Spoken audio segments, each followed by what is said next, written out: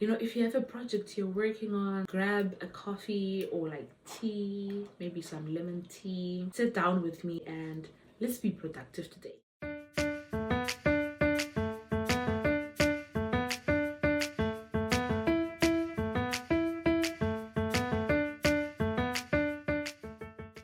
There is honestly a lot to review today. There's honestly a lot. I have a total of about 7 whips, works in progress, and I'm just going to take you through the works in progress that I have. I think I've got like 3 garments and like maybe 4 accessories. One I can't show in this video. I am actually following a pattern. I bought a pattern from, is it Things?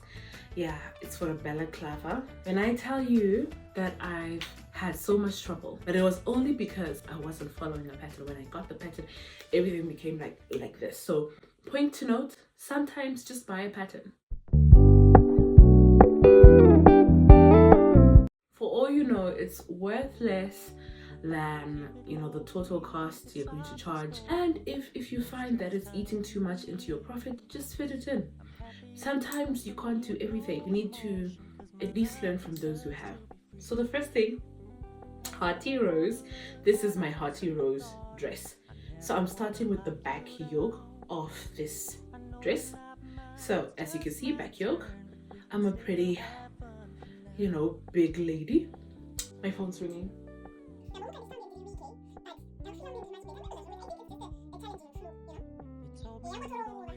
I don't know if I have the swatch here. I added little hearts to the swatch. So it's basically going to be like this the whole entire dress. So I'm pretty excited about the Hearty Rose. So that's that. It's going to be like a v-neck here. My dress for moi. So we're going to see how that goes. I am just still here. Next up, we have this slipper. It's, I don't know what to call it. It's like a bootie, but for adults. It's actually called a slipper. Is it slipper? Yeah. So it's going to be like a bootie design, like that. Obviously, it's a little bit too warm on camera, but I think you can clearly see. It's got this beautiful kind of shimmery yarn here. I don't know what you call it, but it creates, I don't know, almost like a mohair fuzz to it, but it is 100% acrylic. Even though like acrylic is not maybe the best fiber to use like for garments, if it's not like a blend, because of, you know, its synthetic nature. I find that things like booties, things like gloves, acrylic is very much necessary because it will just lock in that heat. At the end of the day, I stay in Gweru and the cold is quite intense here. I mean, obviously there are other places outside of Zimbabwe that are like significantly more cold. I don't know. I think Africa is just generally quite warm, but Zim, it's not, we don't really get like crazy winters, but when it does get like pretty cold, I think it's very overwhelming because we're mostly warm throughout the year. So acrylic would be your best friend in terms of trapping in that, but only when it's like super cold. I find that I get very kind of cold with my feet, but this is for a client, it's not for me. Speaking of slippers, I do have this really cute one. I did show it this week on my TikTok. Hey, it's like a bear inspired slipper, you know, almost like a stompy, like, you know. So yeah, again, it's for a client, and I decided after I finish this that I'm actually going to add fleece inside so that I can make sure it holds shape. As it is, I just put like a skein of yarn to hold the shape. When you wear it, it looks good, but I do want a little bit more body for the slipper, so I'm going to add fleece. Yeah, so there you go. Right, I'm just going to take the things that I feel I'm not going to use right now and just chuck them. Next up, we've got the I just dropped something else. It's fine. We've got the CMTK polo shirt. I'm gonna put a video up that's gonna show you what the two panels actually look like side by side. I have two front panels for now. Let me see if I can take it. So I have like two front panels for now. This is for my husband. It's gonna be a polo shirt. It's gonna have ribbing and things like that. It's chunky, but it's gonna be a shirt, so it's gonna be ideal for, yes, winter, but also for spring or like fall, early spring, fall. Milk cotton is chunky and it's warm, but I realize it's actually not too warm. You can wear it in like a bit of a warmer season, but obviously not like a blazing hot atmosphere. So there's that. I'm using single crochets, and then we've got a detailed ribbing. Look at that. For the button band, I did put some eyelets in there, buttonholes, sorry, that's what they're called, so that, ooh, look at all that. Okay, so fun fact, the reason why I have all these ends, I actually ended up streaking this side. So what happened is I didn't do short rows for the first panel because you're supposed to work back and forth short rows to shape the shoulders.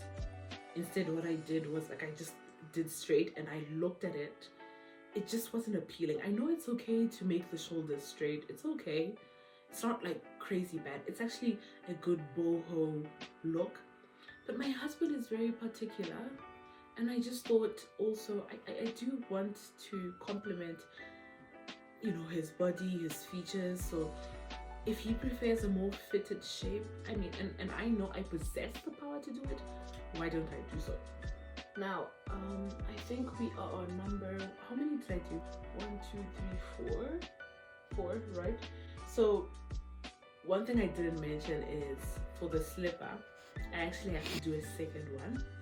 So that's something I was planning on doing today. I was actually going to do a video and tie myself, and that was going to be the content for this week's YouTube, but I don't know, I'm feeling cold to the third whip, which I think I must have showed earlier.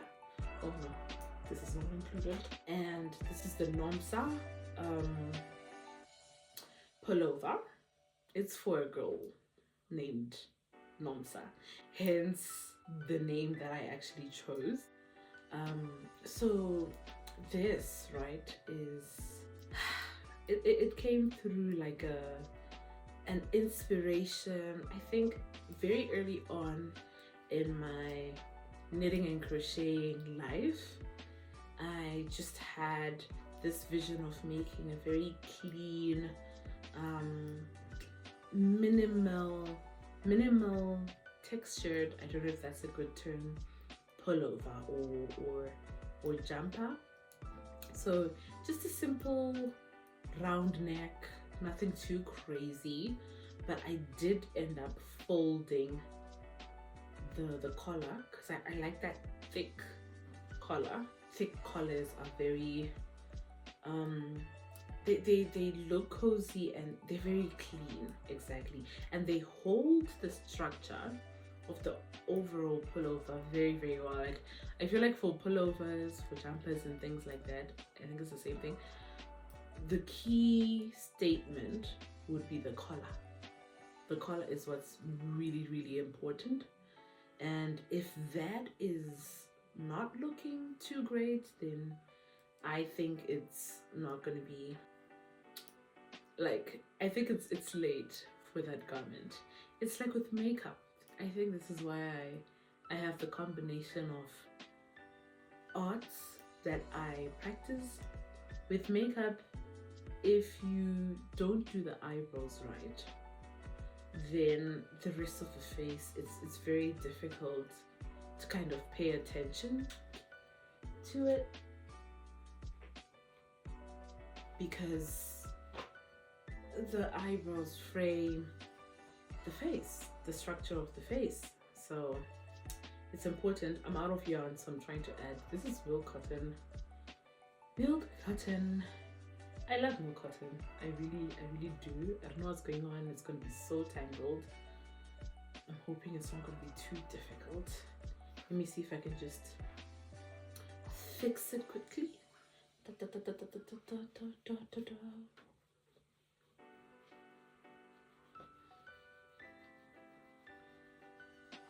So anyways, the last web that I wanted to talk about, okay, whatever. The last web that I wanted to talk about was the things balaclava. It's called Downhill Knot Knit balaclava, I think, and it's actually an order from my brother. I just, like I said, I was having a really difficult time with it, and hold me to task. I should be able to show the whip in my next video.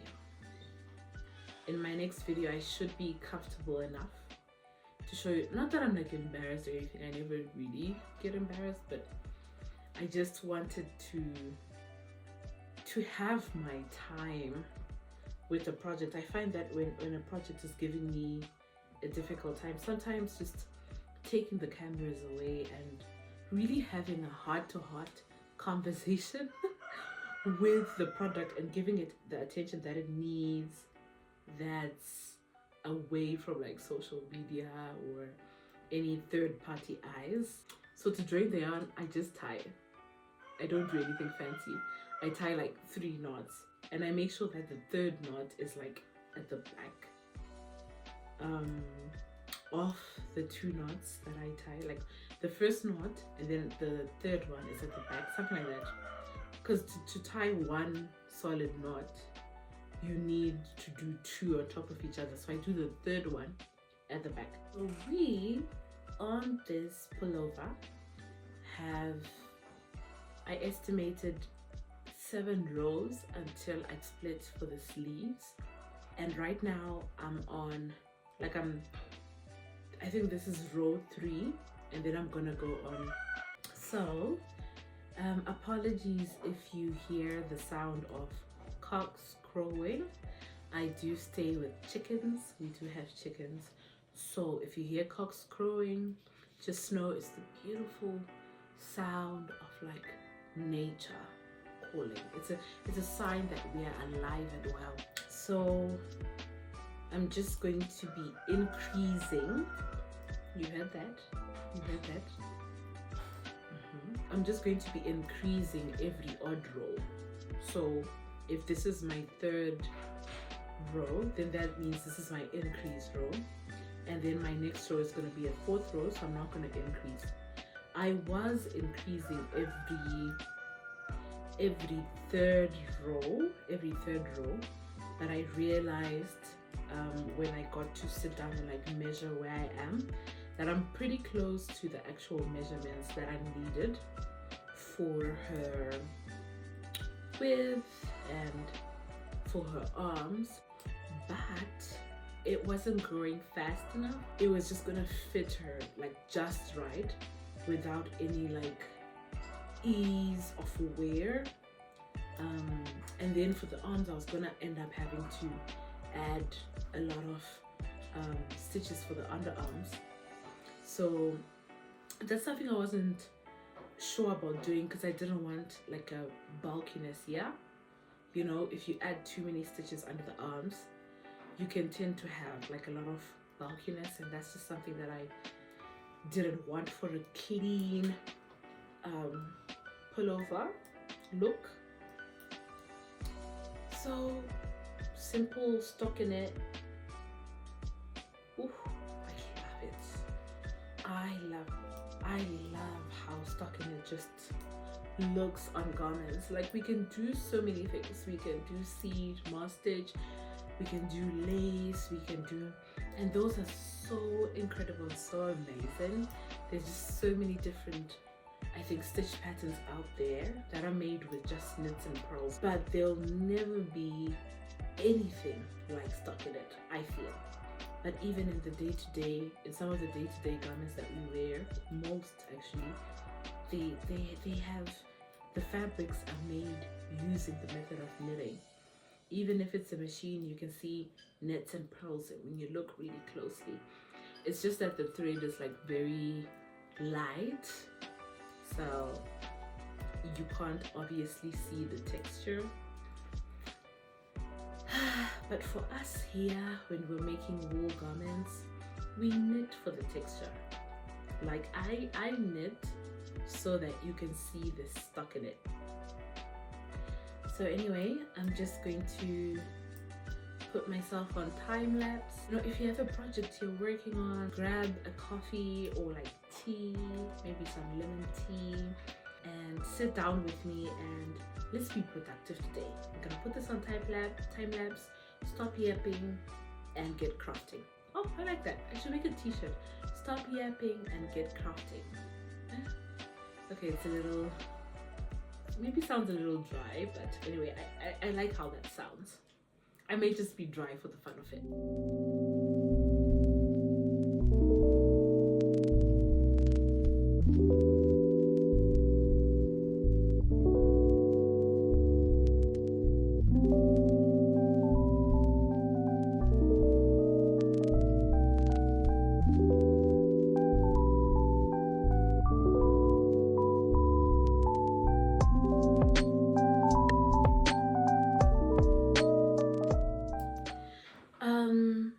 Then of course I thought just being quiet is good, but let me just interject whilst you're working on what you're working on and talk about a garment I completed and packed this week.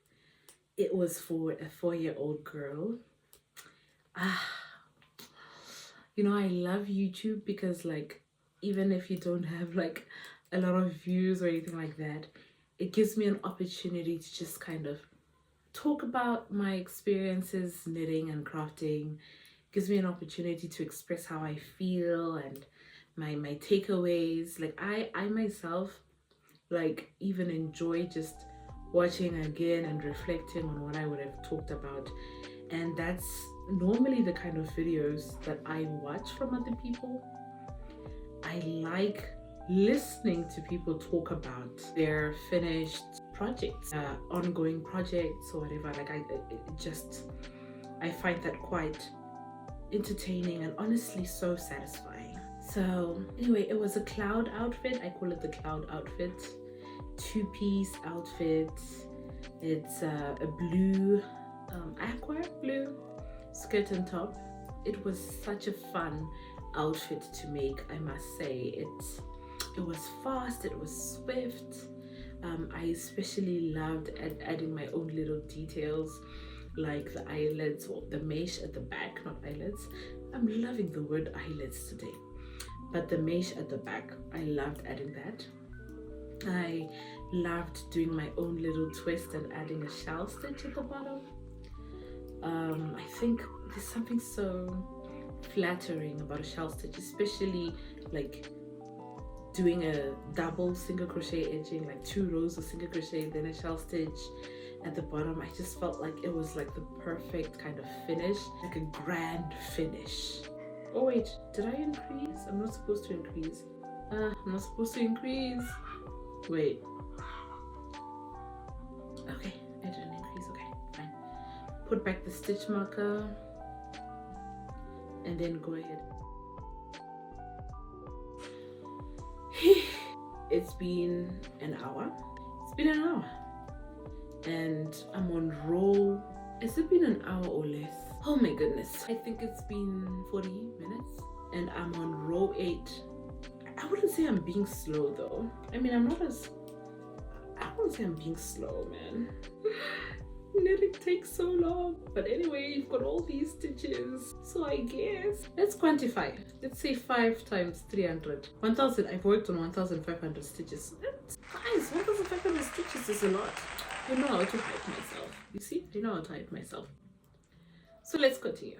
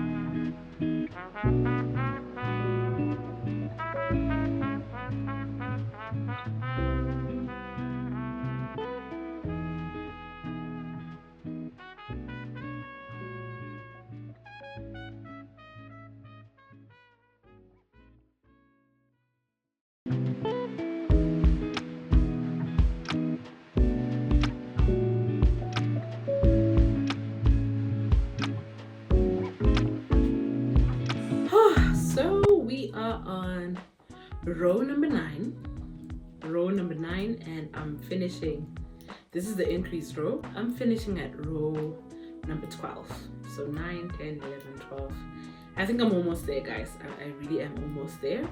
Maybe let me put up the garment so that you can kind of see where I'm at, and maybe notice if there's like even a very slight difference from the time I started. I'm sure there's a bit of a difference.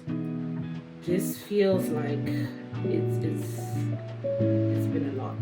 So hopefully, I'm sure by next week I will be able to show you guys like a garment that kind of looks like a vest, because I don't think I'm gonna be able to start the arms, because I want to finish the whole body, then I move on to the arms. Anyway, so thank you guys for watching. What did you say at the third video? If you've been here and you've watched the other 2 videos, thank you so much. I want to thank you for watching. I want to thank you for the support. If you're that one person who left a like on my previous video, you deserve something special. You deserve. If I knew you personally, I would probably give you a free little something. It'd be like a free crocheted scrunchie if you're a woman, or even if you're a guy, and then you can bless like a woman in your life. So that's it for today. This has been so productive. I have truly enjoyed sitting here and putting myself to task. You guys have actually helped me be accountable to my work. It feels good to have covered ground. I'm looking forward to more videos like these. Please, if you can comment if you like this kind of content, or if you have any suggestions for things that you feel like I should be able to do, that you would want to watch from me, from Eden Moustache Knits and Crocheting. Other than that, connect with me on my social media platforms. I'm on Instagram, I'm on TikTok, I'm also on Pinterest, but I'm still trying to get the hang of things. That's why I'm not really putting the link, but soon I'm gonna be putting links to my Pinterest. I'm still kind of figuring out the aesthetic of that platform and what I really want from my Pinterest account. And as always, I've linked my Ravelry store down to my patterns if you want to purchase a PDF download, and you can find that in the link below. So what do we say? Art, creativity, and beauty. Eden Moustache. Bye! Oh, and I just wanted to show you guys, I stuck through with the task and I kept knitting towards the end of the day, and I finally got to the point where I split for the sleeves. I cast on a few stitches under the arms using the backwards loop method. Very easy peasy. So I'm so excited. My Ragni Sarah is turning out really, really amazing.